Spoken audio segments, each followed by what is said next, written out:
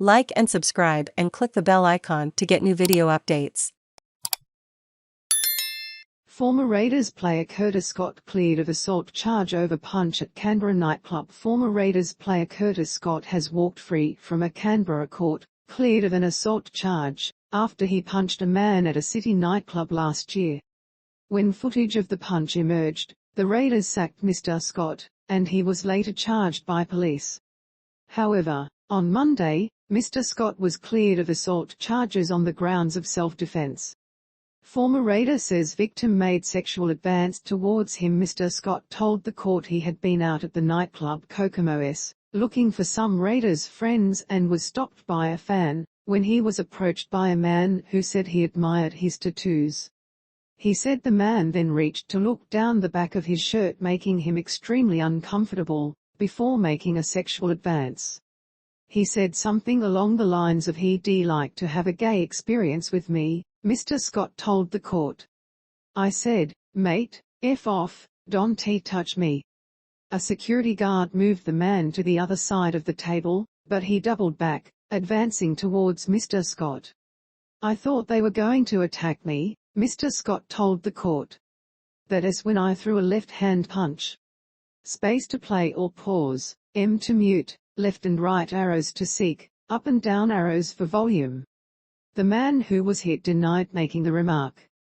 "I've never said those words before in my life," he told the court. "I am a fan of tattoos," he said. However, the man admitted he may have touched Mr. Scott. "I maybe placed a hand on his left shoulder," he said. A security guard corroborated Mr. Scott's account. The security guard said Mr. Scott had not been too drunk, but he thought the victim was intoxicated. The man was getting to that sloppy stage, where it was nearly time to say, "Time to go home," he said. History of PTSD influenced reaction. Court hears Mr. Scott told the court was diagnosed with post-traumatic stress disorder after an incident on Australia Day 2020, when he was tasered and pepper sprayed by police in a Sydney park. He said he had felt fear come over him again when he saw the man coming toward him. Prosecutor Katie McCann queried his account, asking why he had stayed at the table. "I thought if I turned my back and walked away I could be attacked from behind," he said. Ms. McCann told the court the response was over the top. "This comes down to a lashing out at this complainant, rather than responding to a threat," she said. However, Mr. Scott's lawyer, Sam Macedone, told the court his client's reaction was driven by his heightened perception of threat, and he was acting in self-defense.